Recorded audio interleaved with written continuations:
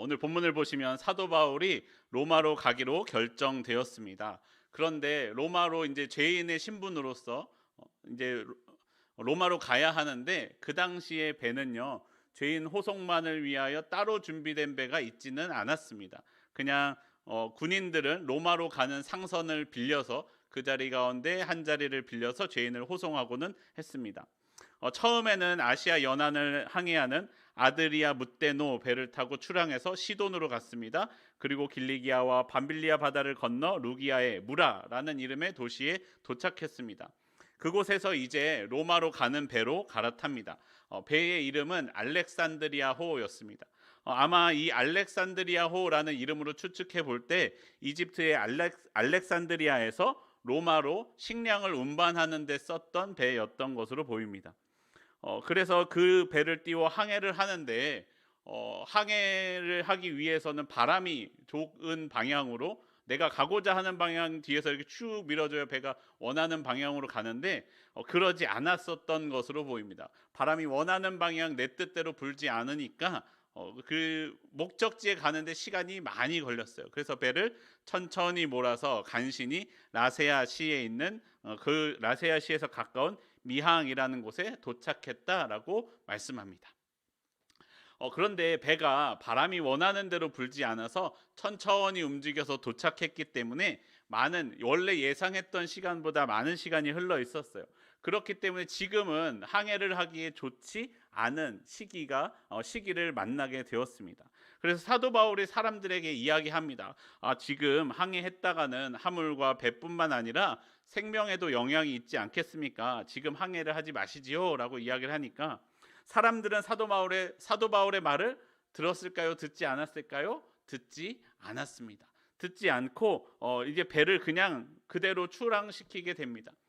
처음에는 순풍이 불었어요. 그래서 내가 원하는 방향으로 쭉 잘 갈 것만 같았는데 이내 광풍을 만나고 말았습니다. 그리고 사도 바울을 태운 배는 그 광풍에 휩쓸려 이리저리로 어려움에 빠지게 됩니다.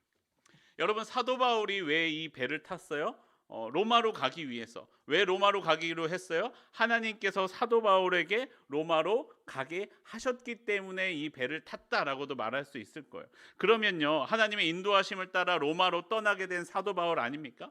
그러면 주변의 어떤 선택과 어떤 방해에도 사도 바울이 로마로 가는 길은 아주 평탄한 대로여야만 할 것 같지 않습니까?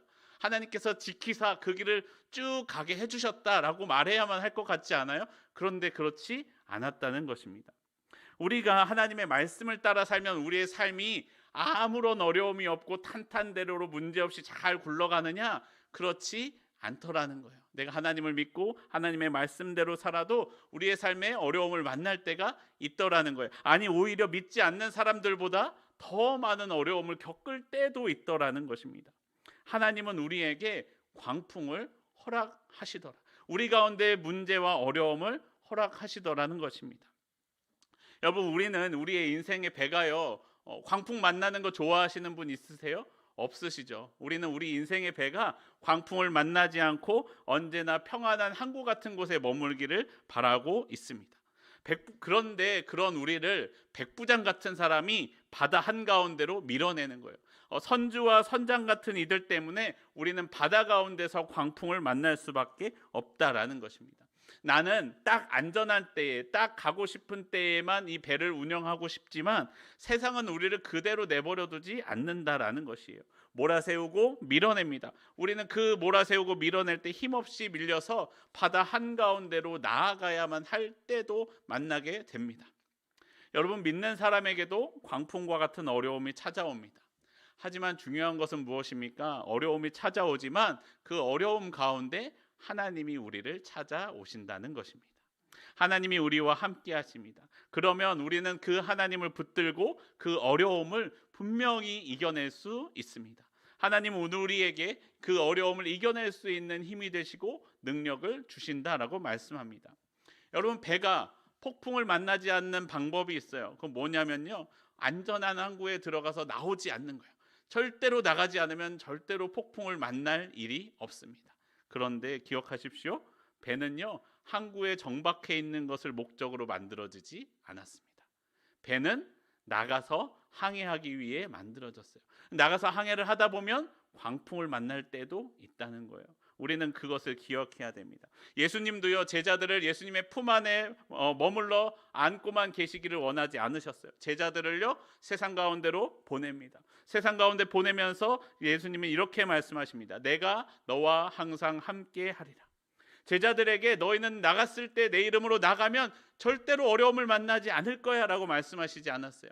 어려울 거야, 힘들 거야, 고난이 있을 거야. 그런데 내가 너와 함께 할 거야 라고 말씀하시는 분이 우리 하나님이라는 것입니다.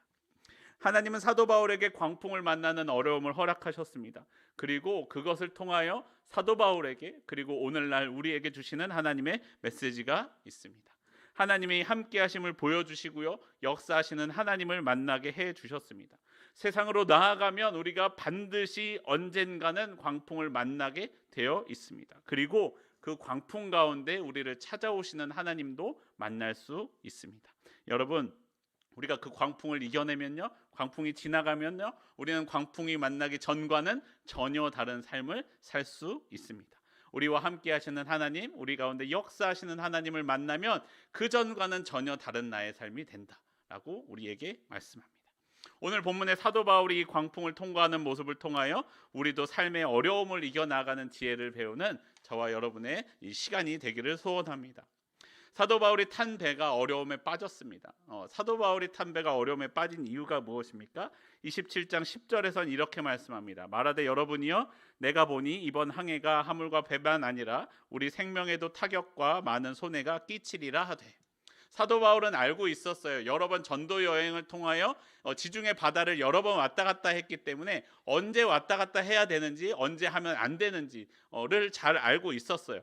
그래서 사람들에게 이야기합니다. 아니, 지금은 가지 말아야 될 때 아닌가요? 라고 이야기하죠. 이때 가면은 우리 짐뿐만 아니라 우리의 목숨도 위험하지 않겠습니까? 라고 이야기합니다. 하지만 백부장은 사도 바울의 말을 듣지 않았습니다. 27장 11절에 이렇게 말씀합니다. 백부장이 선장과 선주의 말을 바울의 말보다 더 믿더라. 여러분, 백부장은요, 사도 바울의 말을 듣지 않았습니다. 선장과 선주의 말을 들었습니다. 분명히 항해하기 좋지 않은 때임에도 불구하고 선장과 선주는 배를 출항시켜도 괜찮다라고 말했고, 백부장은 그 말을 선택한 것이에요. 분명히 여러분, 선장과 선주가 항해에 있어서 전문가일까요? 사도 바울이 전문가일까요? 선장과 선주가 전문가에 더 가까운 것은 사실이죠. 그런데 그들의 선택이 결과적으로 어떻게 됐습니까? 맞았어요? 틀렸어요? 틀렸습니다. 그들은 전문가였지만 그들의 선택이 틀렸습니다. 오히려 하나님의 음성을 듣는 사도 바울의 소리에 귀를 기울이지 않은 것이 그들의 삶의 문제가 됩니다. 여러분, 우리가 우리의 삶에 광풍이 찾아올 때 그 광풍을 이겨내는 첫 번째 비결은 광풍 가운데 하나님의 음성을 듣는 것입니다. 여러분, 하나님의 음성을 들을 때 광풍을 이겨낼 수 있습니다. 우리가 어떤 일을 결정할 때요, 전문가라는 사람의 말을 무조건 신뢰해서는 안 됩니다. 절대로 신뢰하지 말라는 말이 아니에요. 신뢰해야 될 때가 있고 들어야 할 때가 있는데, 그렇다고 무조건 듣지 말라는 거예요. 이게 무슨 말이냐면요, 여러분, 전문가들도요, 틀릴 수 있다는 거예요. 전문가들도 실수할 수 있다는 거예요. 그들의 소리를 듣되 우리가 기도하면서 우리를 향한 하나님의 말씀, 하나님의 음성을 들어야 한다는 것입니다. 그래야 그 광풍을 이겨낼 수 있다는 것이에요. 왜냐하면 여러분, 일례로 이런 일이 있습니다. 치과 치료 해보신 분이라면 아실 텐데요, 치과 치료를 받을 때 여러분, 병원을요, 치과를요, 한 군데만 가시면 안 돼요. 적어도 3군데를 가셔야 돼요. 그래서 이쪽에서 뭐라고 얘기하는지, 저쪽은 뭐라고 이야기하는지, 이쪽은 또 어떤 치료를 해야 된다고 하는지를 잘 들어보고, 내게 맞는 치료는 무엇인지를 선택해야 돼요. 왜냐면요, 어떤 나쁜 사람들은, 대부분 그렇지 않지만 어떤 나쁜 사람들은 치료하지 않아도 될 일을 치료해야 된다고 이야기하는 사람들이 있어요. 하지 않아도 될 일을 해야 된다고 하는 사람도 있고, 더 저렴한 재료로도 가능한 일을 더 비싼 거를 써야만 된다고 말하는 사람들도 있더라는 거예요. 왜요? 자기가 돈을 더 많이 벌려고. 이 환자에게 있어서 어떤 치료가 제일 도움이 되는지를 생각하는 게 아니라 이 치료를 통하여 내가 돈을 얼마나 벌지를 생각하는 의사들이 있더라는 거예요. 만나보셨어요? 저는 만나봤어요. 치과에 갔는데 저는 분명히 이쪽을 계속 치료하고 있었는데 갔더니 여기는 지금 안 해도 되고 이쪽이 더 급하대요. 그래서 안 하던 데를 치료를 했어요. 근데 나중에 원래 다니던 치과에 갔더니 아니 여기는 안 해도 되는데 왜 했어요? 라고 말하는 거예요. 그 사람은 저를 환자로 대한 게 아니라 돈벌이 수단 중에 하나로 대한 것이죠. 그들 중에는 그렇게 돈에 눈먼 사람이 섞여 있더라는 거예요. 오늘 본문을 보시면요, 오늘 본문의 선장과 선주도 그렇습니다. 그들은 분명히 항해에 있어서 사도 바울보다 전문가였습니다. 그런데 그와 동시에요, 그들은요 이 항해를 통하여 돈을 벌어야 하는 사람들이었습니다. 제 날짜에 물건이 도착하지 못하면 그 물건의 제값을 받지 못하는 게 당연하잖아요. 물건을 많이 싣고 있는데 이것을 제값에 받아야 되는 거예요. 근데 이들은 이 재산을 굉장히 소중하게 여겼다라는 거예요.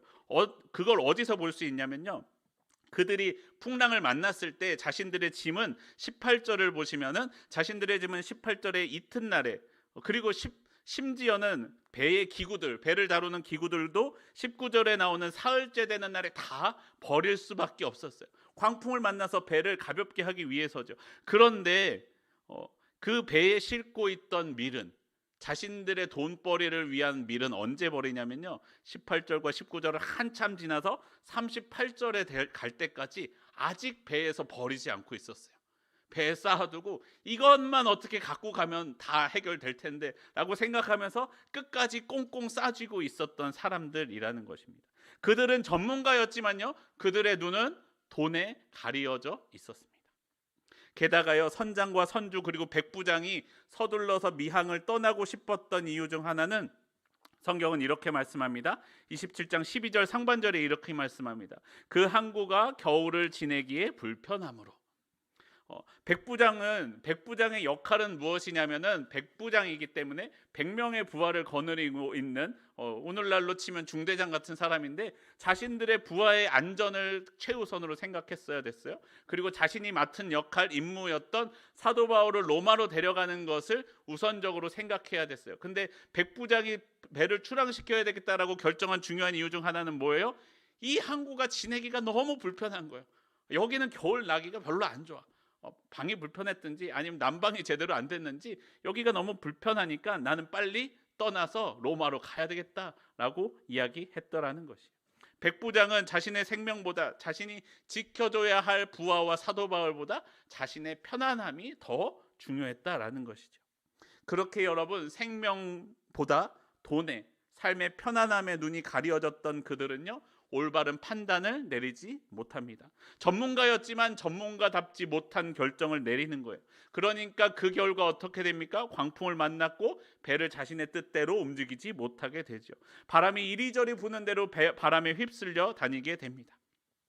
그들은 돈이 자신들을 구원해 줄 것이라 믿었지만 그 결과, 그 끝은 아무것도 보이지 않는 바다였습니다. 성경은 그 상황에 대하여 이렇게 말씀합니다. 27장 20절입니다. 27장 20절 함께 한 목소리를 읽어보겠습니다. 시작. 여러 날 동안 해도 별도 보이지 아니하고.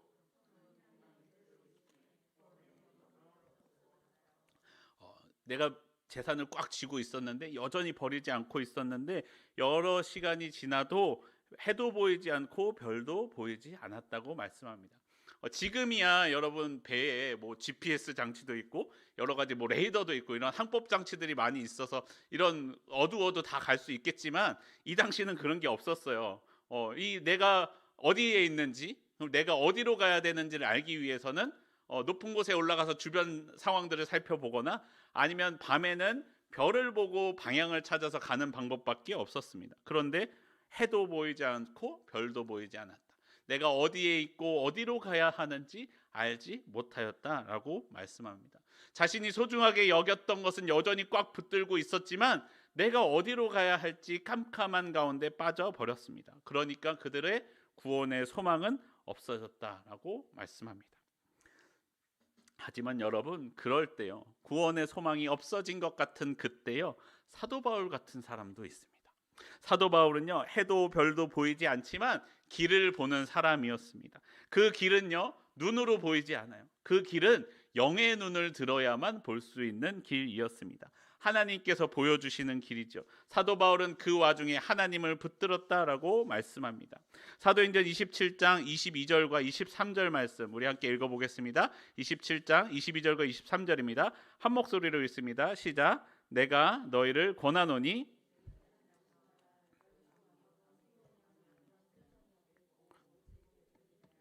내가 속한 바 곧 내가 섬기는 하나님의 사자가 어젯밤에 내 곁에 서서 말하되 사람들은요 광풍에 배가 휩쓸리니까 어쩔 줄 몰라서 이제 소망이 잃어버렸구나 소망이 없구나 하고 있을 그때에요 사도 바울은 하나님을 붙들었습니다. 하나님을 향한 소망을 가지고 있었고 하나님의 음성을 들었습니다. 그리스도인이라고 어려움이 없는 것이 아닙니다. 그리스도인이라고 고난의 상황이 없는 것은 아니에요. 하지만 하나님은 하나님 믿는 자녀들을 고난 중에 홀로 두시지 않으십니다. 찾아오시고 함께 하십니다. 그 찾아오시는 하나님을 붙들고 고난을 이겨내시면 됩니다. 혹시 여러분 나는 고난 중에 있는데 하나님 왜 저는 찾아오시지 않으시나요? 하나님 왜 성경에 누구는 찾아가셨는데 내 누구 권사님 누구 장로님은 찾아가셨는데 왜 저는 찾아오지 않으시나요? 라고 말씀하시는 분 혹시 계신가요? 그것은요 하나님이 찾아오시지 않는 게 아니에요. 하나님은 찾아오셨는데 내가 보지 못하는 거예요. 내 귀가 나를 어렵게 하는 광풍에 너무 귀가 어두워서 하나님의 음성이 들리지 않거나 아니면 이 사람들처럼 재물에 내 눈이 멀어버려서 내 욕심에 눈이 멀어버려서 하나님이 보이지 않는 것입니다. 그 모든 것들보다 더 먼저 하나님을 바라볼 때 하나님의 소리에 귀를 기울일 때 우리는 하나님을 만나고 어려움을 이겨낼 수 있습니다. 마태복음 14장을 보시면요 예수님께서 제자들을 먼저 배를 태워 건너편으로 보내십니다. 제자들이 이렇게 배를 타고 가는데 물결이 험난해졌어요. 물결을 만나서 고난을 당했어요. 그러니까 그때 저 컴컴한 저 먼 곳에서 예수님이 걸어오십니다. 무리를 걸어오시니까 아니 어떻게 사람이 무리를 걸어오겠어요. 와 유령이다 하니까 예수님이 나니 두려워 말아라 하고 예수님이 찾아오세요. 제자들이 깜짝 놀랐죠. 그러니까 베드로가 예수님께 이렇게 말씀합니다. 마태복음 14장 28절입니다. 베드로가 대답하여 이르되 주여 만일 주님이시거든 나를 명하사 물 위로 오라 하소서. 그러니까 예수님이 그래 오라. 그러니까 베드로가 어떻게 해요? 배를 나와서 물 위로 올라갑니다. 예수님을 향하여 물 위를 걷기 시작합니다. 물 위를 걷는데 험한 물결이 치는 가운데 예수님께서 제자들을 찾아오셨습니다. 그리고 두려워하지 말라 말씀하시고 오라라고 말씀하셨습니다. 그 말씀을 들었을 때 베드로는 물 위를 걸었습니다. 그런데요 물 위를 걸었는데 분명히 걸었는데 조금 지나니까 성경은 이어서 이렇게 말씀합니다. 마태복음 14장 30절과 31절에 이렇게 말씀합니다.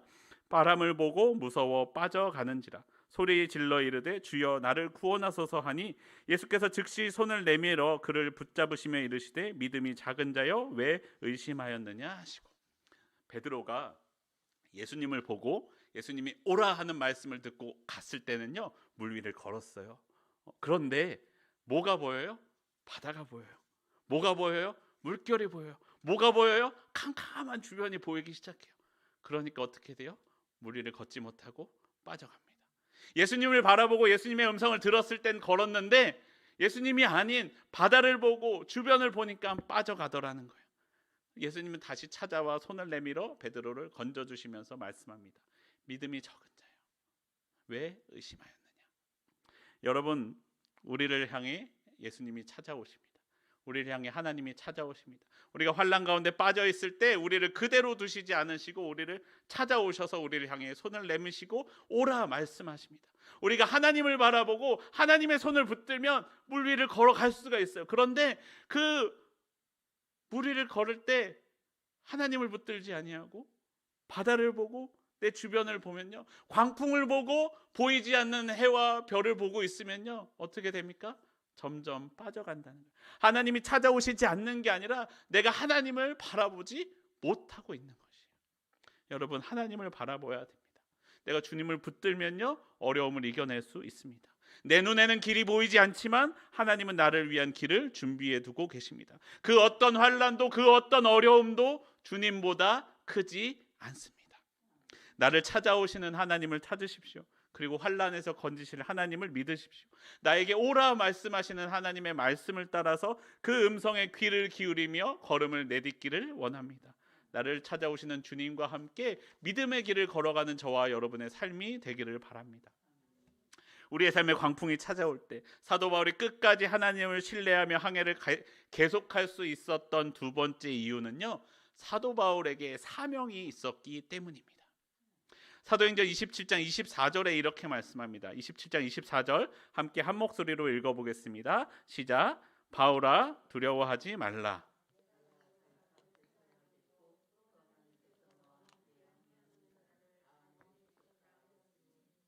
사도 바울은 하나님께서 자신을 통하여 역사하실 일을 믿고 있었습니다. 로마에 가서 가이사 앞에 설 것을 믿었습니다. 그렇기 때문에 그 과정 중에 하나님께서 인도하실 것을 믿고 있었어요. 그런데 그리고 로마로 갈 사명을 붙들고 있는 사도 바울에게 오늘 본문을 보시면 또 한 가지의 사명을 주시는데 뭐라고 말씀하시냐면 너와 함께 항해하는 자들을 다 내게 주셨다라고 말씀합니다. 하나님은 사도 바울과 함께하는 사람들도 누구에게 맡기셨어요? 사도 바울에게 맡기셨어요. 네가 저들을 구원해 주라는 것이죠. 이제 사도 바울은 홀로 로마에 갈 것이 아니라 그 사람들과 함께 그 목적지에 안전하게 도착할 것이다라는 사명을 받았습니다. 그리고 그 사명에 따라서 자신의 삶을 움직이기 시작합니다. 사명을 따라 움직이는 사도 바울은 이제 이 배의 실질적인 리더가 됩니다. 여러분, 이 배 안에서 권세는 누가 더 높았느냐? 백부장이 더 높았어요. 전문 지식은 누가 더 많이 가지고 있었어요? 이 선장이 더 잘 알고 있었어요. 돈은 누가 더 많았어요? 선주가 더 많았어요. 사도 바울은 사실 따지면 권세도 없고 지식도 없고 돈도 없는데 리더가 되었어요. 왜요? 사도 바울에게는 그것을 그 가운데 비전을 볼 수 있는 능력이 있었기 때문에 보이지 않는 가운데 길을 볼 수 있는 능력이 있었습니다. 그 사명을 가지고 있는 사람은, 비전을 가지고 있는 사람은요, 그 공동체의 리더가 될 수 있는 것이에요. 아무리 권세가 있어도 돈이 있어도 능력이 있어도 바라보지 못한다면, 그 길을 보지 못한다면 앞장서는 리더가 될 수 없습니다. 다른 사람들은요 꿈을 꾸지 못했어요. 내가 이것을 어떻게 헤쳐나갈 수 있을까? 이것이 지난 후에 내게 어떤 일이 일어날 수 있을까? 그 꿈을 꾸지 못했다라는 것입니다. 다른 사람들은 폭풍 가운데 갈 길을 다 잃어버렸지만 사도 바울만은 하나님의 눈으로 그 길을 보고 있었다라는 것입니다. 그리고요 또 사도 바울은요 사람을 사랑하였습니다. 사람을 사랑하였기 때문에 그 공동체의 리더가 될 수 있었습니다. 백부장은 사람들의 안전보다 자신의 평안함을 찾았습니다. 선주와 선장은 다른 사람의 생명보다 재물을 택하였습니다. 하지만 사도 바울은요 사람들을 택하였습니다. 그 사람들의 생명을 붙들고 그 사람들의 생명을 최우선으로 자신의 삶을 결정하고 움직이기 시작합니다.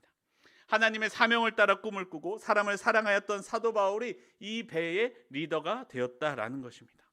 여러분 본문 30절을 보시면요 바다가 조금 안정되었어요. 큰 배가 오히려 이대로 가다가 암초에 어딘가 걸릴지도 모르는 어려움에 빠졌습니다. 그러니까 이 사공들이 배를 내리고자 합니다. 27장 30절을 보시면 이렇게 말씀합니다. 사공들이 도망하고자 하여 이물에서 닻을 내리는 채하고 거룻배를 바다에 내려놓거늘 이라고 말씀합니다. 그러니까 사도 바울이 백부장과 군인들에게 이야기합니다. 사도행전 27장 31절과 32절입니다. 바울이 백부장과 군인들에게 이르되 이 사람들이 배에 있지 아니하면 너희가 구원을 얻지 못하리라 하니 이에 군인들이 거룻줄을 끊어 떼어 버리니라. 여러분 선장이 물론 이 배에서 이 대장이었고 배 항해에 대한 많은 지식을 가지고 있었지만 배의 구석구석을 움직이는 많은 사람들이 있었는데 그들이 사공이죠. 이 어떻게 보면 선장 혼자서는 이 배를 움직일 수가 없어요. 이 사공들이 구석구석에서 제때 맞춰서 선장의 명령에 따라 움직여줘야 이 배가 제대로 움직일 수가 있어요. 근데 사공들이 보니까 이 배에 가망이 있어요, 없어요? 없어요. 이 배는 이제 곧 침몰할 거야. 그럼 누구라도 살아야 돼요. 나라도 살아야 되겠다 하면서 닻을 내리는 척하면서 옆에 달려있던 작은 보트겠죠. 그런 작은 배를 내려서 나라도 살아야 되겠다라고 도망가려고 합니다. 사도 바울이 그걸 발견했어요. 여러분 사도 바울이라면 그 작은 배를 내리는 사공들을 발견했을 때 어떻게 하시겠어요? 저라면 그랬을 것 같아요. 저기요, 나만 좀 데리고 가주세요. 여러분 그러지 않았겠어요? 이 배는 가망이 없는 것 같아요. 그렇죠? 저라도 좀 살려주세요. 저는 로마에 가서 꼭 해야 될 일이 있습니다. 저라도 살려주세요. 저는 살려주세요. 다른 사람들보다 나는 살려주세요. 그게 더 사도 바울의 심정 아니었겠습니까? 그런데 사도 바울은 그렇게 하지 않았습니다. 사도 바울은 사람들을 사랑했어요. 그들이 없으면, 그들이 다 떠나버리면 이 배는 목적, 그 구원받을 수 있는 데까지도 가지 못하고 침몰될 것을 알고 있었어요. 그래서 그 사람들의 바짓끄레기를 붙들고 그 배를 다 잘라버립니다. 그것이 유일한 소망 같아 보였던 그 배들을 다 잘라버리고요, 그들을 붙잡아 놓습니다. 사도 바울이 만약에 자신의 생명만 소중히 여기고 자신의 사명만 소중하게 생각하고 나만 생각했다면 아마 그들을 쫓아서 작은 배를 타고 떠나갔을 거예요. 그런데 사도 바울에게 맡겨진 사명은 누구입니까? 이 배에 타고 있는 사람들도 사도 바울에게 맡겨진 사명이었다라는 것이에요. 사도 바울은 그 사명을 붙들었습니다. 그리고 사람들을 붙들어 주었습니다. 광풍의 어려운 배가 곧 무너질 것 같은 그 상황 가운데에서도 사람들을 붙들어 주었습니다. 여러분, 삶의 광풍이 불어오면요, 우리는 고난을 당하게 되죠. 그 고난이 우리를 아프게 하지만 여러분, 고난이 우리를 찾아올 때 우리는요, 우리 삶에 진짜로 중요한 것이 무엇인지를 알게 됩니다. 내가 진짜로 중요하게 생각했던 것이 무엇인지를 발견하게 됩니다. 우리는 광풍을 원하지는 않았지만 하나님은 우리 가운데 광풍을 사용하사 우리에게 내 마음을, 내가 진짜로 소중히 여기는 것을 드러나 보이게 해주십니다. 사도 바울이 자신의 안위만 생각했다면 도망갔을 텐데 하나님을 붙들었기 때문에, 그의 중심에 하나님이 있었기 때문에, 자신의 안위와 자신이 지금 로마로 가야 되겠다는 목적보다 하나님께서 지금 우리에게 맡기신 이 영혼들을 중요하게 생각했기 때문에 그는 그 가운데 붙들고 서 있을 수 있었죠. 사명을 붙들었기 때문에 무너지지 않았고 광풍 앞에 절망하지 않았습니다. 광풍 가운데도 길을 찾아갔습니다. 그리고 사람들을 붙들어 주죠. 하나님은 이 광풍 가운데 사도 바울로 하여금 자신에게 맡겨진 그 생명의 소중함을 깨닫게 해 주셨습니다. 한 영혼, 한 생명을 사랑하게 해 주신 것이죠. 여러분, 제가 지난번 속장 교육 때 오셨던 속장님들께만 알려드린 비법이 있는데요, 여러분에게 특별히 알려드릴게요. 여러분, 머리가 너무 아플 때 있으시죠? 머리가 너무 아플 때 머리가 아프지 않는 비법이 있어요. 아세요? 들어보셨어요? 이거 잘 모르는, 머리가 너무 아플 때요, 머리가 아프지 않는 비법은요, 주먹을 이렇게 쥐시고요, 허벅지를 세게 때리세요. 허벅지가 아프지 머리는 안 아파요. 허벅지가 이제 너무 아프잖아요. 그럼 주먹을 들고요, 팔을 세게 치세요. 팔이 아프지 허벅지는 안 아파요. 여러분, 우리의 삶에 큰 고난이 찾아오면 작은 고난쯤은요, 지나가게 돼 있어요. 생각을 할 틈이 없어요. 왜? 이 고난이 너무 크니까. 그럼 이 고난이 나면 너무 커서 허덕허덕 대고 있는데 더 큰 고난이 찾아오면 이제 이 고난도 별게 아니야. 그 더 큰 고난 때문에 우리의 삶이 힘들어집니다. 여러분, 저도 아이를 키우지만요, 아이를 향하여 많은 소망들이 있으시잖아요. 우리 아이가 좀 남들보다 좀 말도 좀 빨리 했으면 좋겠고, 우리 아이 이제 한글 배우고 있는데 어떤 애들은 동갑인데 벌써 한글을 읽더라고요. 우리 아이 못 읽게, 우리 아이도 글도 좀 빨리 뗐으면 좋겠고, 좀 운동 같은 것도 좀 잘했으면 좋겠고, 부모님 말씀도 잘 들었으면 좋겠고, 이랬으면 좋겠고 하는 것들 많이 있으시잖아요. 그런데요, 아이가 한번 크게 아파 보신 분은 공감하실 거예요. 아이가 아프면 뭐라고 이야기해요? 건강하게만 자라다. 아프지 말고, 다 못해도 괜찮으니까 건강하게만 자라다오. 그거 다 소용없고 건강하게만 자라다오. 그 생명만 지켜다오. 라는 것이 부모님의 심정 아니겠습니까? 부모님 말씀 잘 듣고 남들보다 잘나게 되는 것보다 그의 생명을 지키는 것이 더 중요한 것 아니겠습니까? 우리의 삶에 광풍이 불어오면요, 내가 정말로 소중히 여겼던 것은 무엇인지를 알게 해줍니다. 내가 모든 걸 다 잃어버려도 놓치지 말아야 할 것이 무엇인지를 발견하게 해줍니다. 광풍이 불어오니까요, 아까 말씀드렸던 것처럼 짐들을 다 내어버립니다. 배를 위한 기구조차도 다 내어버립니다. 심지어는 마지막에는 선주와 선장이 그렇게 소중하게 끝까지 버리지 못하고 붙들고 있었던 그 수출할 밀마저도 다 버릴 수밖에 없습니다. 근데 다 버려도 뭐는 지켰어요? 그들의 생명은 끝까지 버리지 않고 지키고 있었습니다. 생명, 모든 것을 다 주어도 되찾을 수 없는 그 생명 때문에 그 나머지 것들은 다 버릴 수 있는 것 아니겠습니까, 여러분? 여러분, 그런데 우리에게 참 생명을 주시는 분이 누구이십니까? 우리 하나님이십니다. 하나님은 내게 참 생명을 주십니다. 내게 생명을 주신 그 하나님이 또 나에게 다른 사람의 생명을 살리는 사명을 맡기십니다. 사도 바울은 그 사명을 받았고요, 그 사명을 이루기 위하여 로마로 가고 있었습니다. 그리고 그 가는 길 가운데에서도 그 배에 타고 있는 이들의 생명을 사명으로 받았습니다. 그 사명을 하나님께서 이루어 주실 것을 믿었기 때문에 어려움 가운데에도 절망하지 않고 광풍에 맞설 수 있었다라는 것입니다. 사명자는 사명을 이루기 전에 죽지 않는다. 아프리카 선교사 리빙스턴의 말입니다. 하나님이 내게 생명을 살리는 사명을 주셨습니다. 내가 하나님의 사명을 붙들고 살아가면요, 하나님이 나를 지키십니다. 하나님이 내게 이 생명을 맡기셨기 때문에 광풍이 불어와도 나는 쓰러지지 않고 죽지 않습니다. 하나님의 사명을 붙들고 있다면 그 광풍을 이겨나갈 수 있습니다. 여러분, 그 우리에게 사명을 주신 하나님을 믿으십시오. 사명을 붙들고 사는 사람들에게 하나님이 함께 하십니다. 그리고 그 사명을 감당할 수 있는 능력을 주십니다. 하나님은 나를 광풍 가운데 홀로 두시지 않으시고 사명자와 함께 그 사명을 이루어가고 계시더라는 것입니다. 여러분의 삶은 어떻습니까? 여러분의 삶은 생명을 살리는 삶입니까? 생명을 죽이는 삶입니까? 다른 사람을 살게 하는 삶입니까? 아니면 다른 사람을 짓밟고서라도 내가 높이 올라가는 삶입니까? 우리는 생명을 살리는 삶이 되어야 합니다. 아니면 내 생명만 살리는 삶입니까? 아니면 우리의 생명을 살리는 삶입니까?